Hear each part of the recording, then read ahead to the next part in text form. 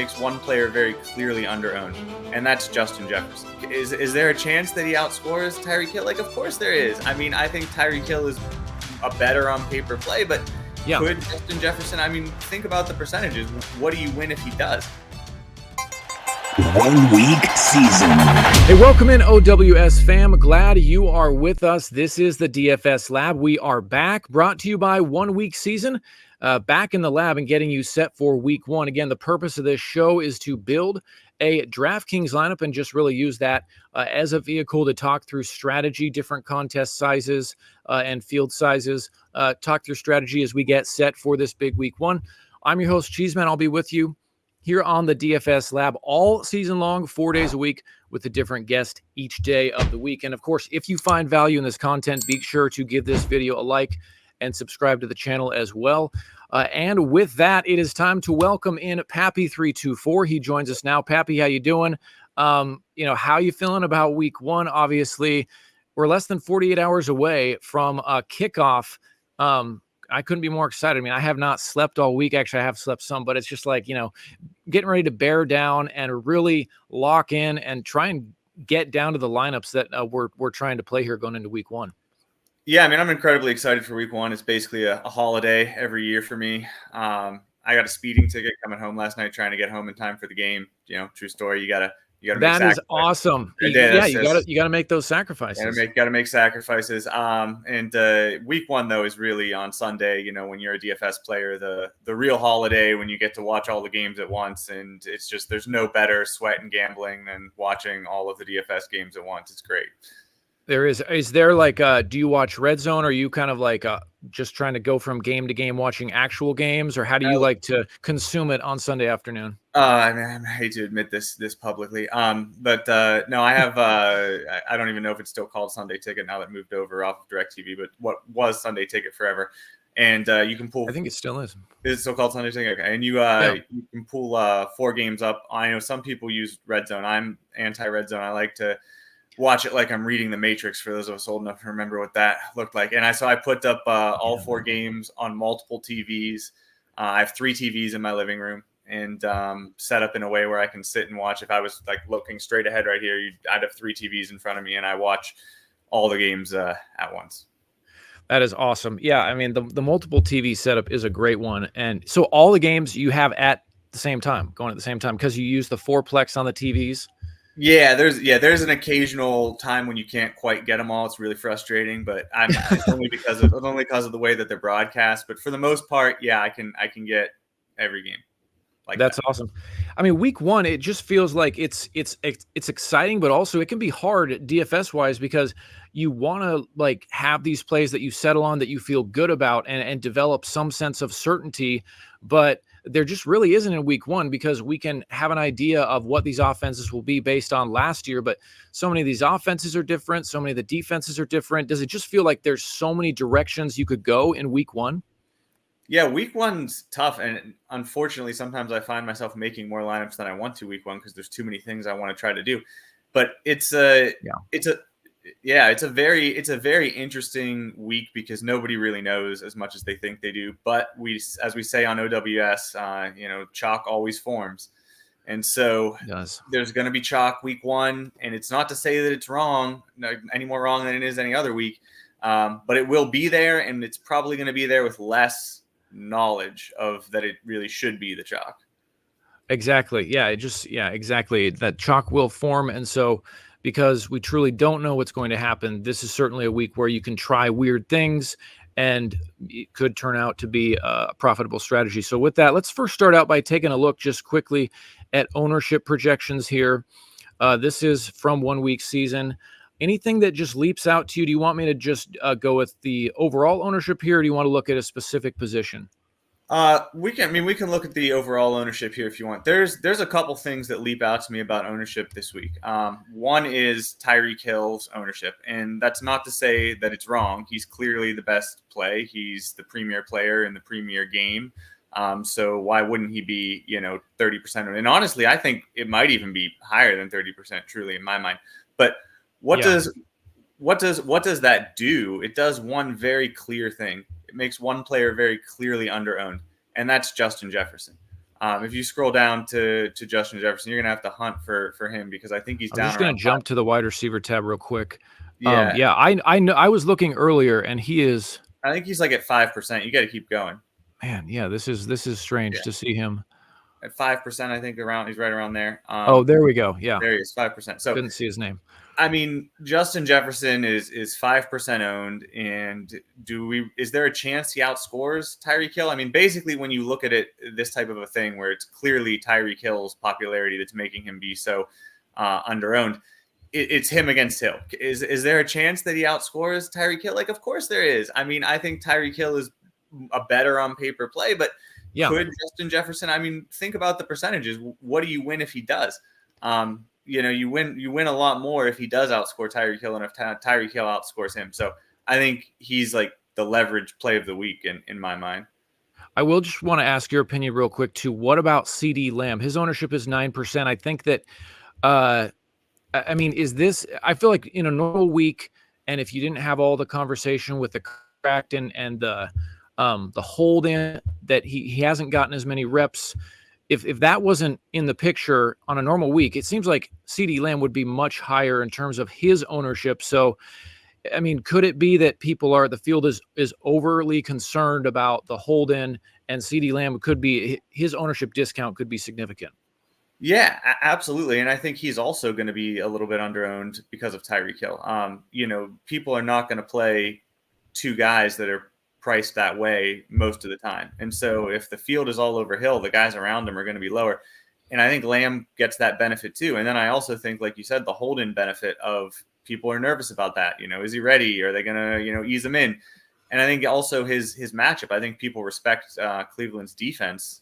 And Definitely. so I think that's another factor that maybe keeps him lower than usual. But yeah, you're not going to get Lamb at under 10% a lot of weeks this year.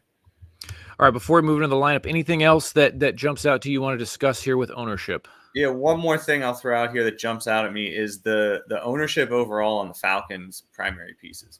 A lot of ownership on London, Robinson, and Pitts. Like I think all of them are projected to basically be chalk.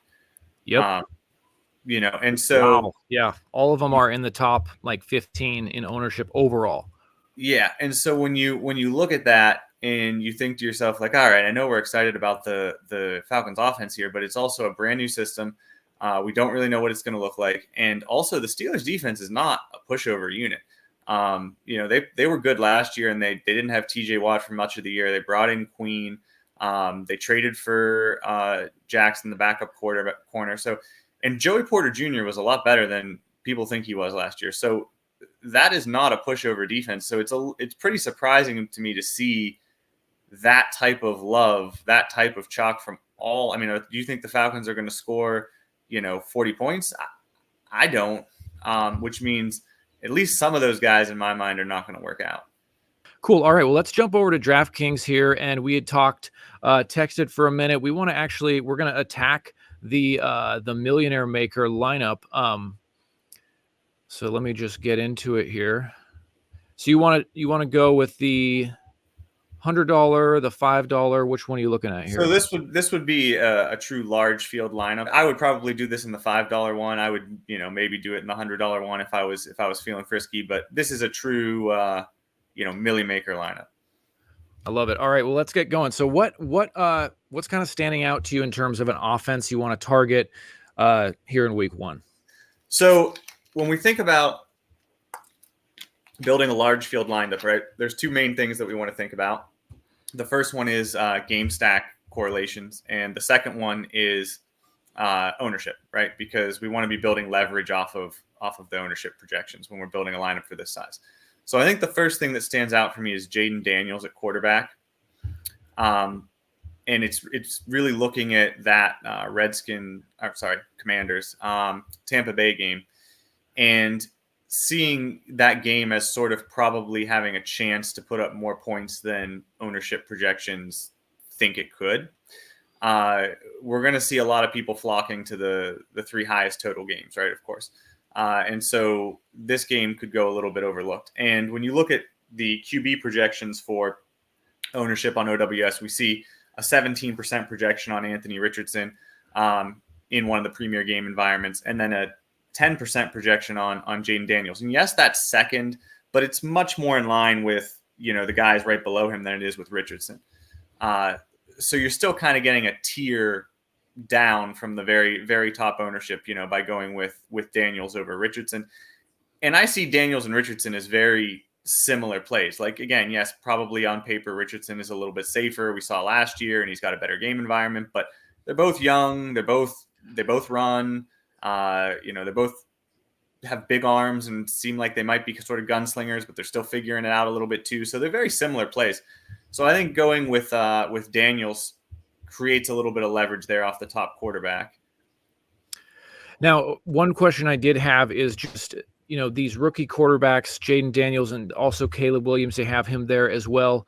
How concerned are you just that even despite the hype and that they're probably going to be good long-term, the first regular season game, and how that will work out if the game will just be kind of too fast for them in that first weekend? Yeah, I mean, you certainly have to worry about that a little bit. And I think that, that's why I see Daniels as really, you could play him in any format, but certainly a better GPP quarterback, because I think he has a lot of different outcomes. He could put up 30 points, and he could also not look great and put up 10. Yeah, and really with his legs, though, that is one thing that gives that floor a little bit of a safer feel, just because if he is able to add in, some rushing yards on the ground, even 20 to 30 rushing yards on the ground, that gives his floor a little bit of stability. But if you add in a rushing touchdown, if it were to happen, then you're really in a great spot with him. So what about stacking partners for Jaden Daniels here? So I think to stack this game, F1 is definitely going to be the guy that I'm going to pair with him. Scary Terry, fine. Maybe he will be scary this year when he has a real quarterback. And when you put him in there, to me, he's kind of the obvious partner. He's the only one who we really know is the wide receiver one. We're not really sure what it's going to look like behind him. You could take a swing on one of the other guys, but I think you just don't mess around here. He's only 5,600, so it's not like he's breaking the bank. And then I think the guy you put with him from this game is Mike Evans. And absolutely love that. Yeah, that's what. Yeah, that's. Mike Evans is another great choice. And I think you put Evans in there because he's only amazingly, I think, supposed to be 6% owned, which feels way too light. Wow. Yeah, feels way too light for a guy that is Mike Evans and is getting the Commanders. I think he's all the way down at 6%ish. Yeah. So Chris Godwin is the one in the ownership, and then Mike Evans, 6%. Yeah, so 6%. So and F1 I think is only like maybe I look right down here. He's only like 10% or something like that too. It's not like he's popular either, which is interesting because there is going to be some Daniels. Yeah, 10% for F1. So no one here is even projected to be over 10% owned yet. And then I think the guy that we already talked about, who I said is the leverage play of the week, I'm going to put at the next receiver spot, is Jefferson. Oh yeah, I like that. A couple of stud receivers. That's the way that I certainly like to build. And again, you're looking at this lineup right now and seeing if things go right, potential for some high scores from these receivers. Of course, Jefferson, like you said, not as good of a play on paper as Tyreek Hill, but just with the ownership discount, the EV is very high with him. Yep. And just to continue that game, we're going to put Neighbors in the flex spot. And again, we're building a large field lineup here, so we're trying to get the receivers who we think can put up 30 points. But another interesting thing is that I don't think Neighbors is really super chalky either. He's 13%. I'm looking at the ownership here. So again, there's going to be some ownership there, but not even over 15% here for any of these players. And Evans and Jefferson are both going to be around 5 or 6%. So now it's like, all right, we spent a lot of money. We've paid up at wide receiver, right? How are we gonna make this lineup work? Well, yes. At the first running back spot, again, in an effort to create leverage, I like Zamir White. Okay, let's see. Yep, here he is, 5,700. Why do you like Zamir White? So if we look at the defense projection ownerships, the Chargers are projected to be the chalkiest defense, and I've kind of found over time, I think defenses that get projected to be the chalk are like a little chalkier than they usually are projected for. And so that would make the Chargers a very, common defense. And Zamir, while he's going to certainly draw some ownership, he's at 12%, so he's still a clear tier down from the top 5 guys projected in ownership. And again, because I think the Chargers defense will be a little bit overowned from ownership projections, I can say White will probably be a little bit more underowned because people aren't going to do that. And so you're taking advantage of a guy who could score multiple times against a defense that is going to be chalk. And if that game goes differently, maybe Zamir has a big game at low ownership while hurting the most popular defense. No, exactly. I love what your thought process with the leverage. And like you said, this is a Millionaire Maker lineup. Let's see, with this contest specifically, it's crazy. Almost 1 million entries in this one. So you got to really take some chances and pivoting off the chalkiest defense and then benefiting if that doesn't go correctly with White. Mm-hmm.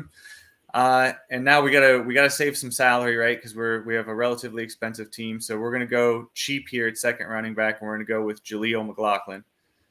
Okay, so he is, what's his? Let me just 4,400. Okay, 4,400. I think he's 44. Okay, right there. Sorry, 4,300. Sorry, 4,300. Yeah.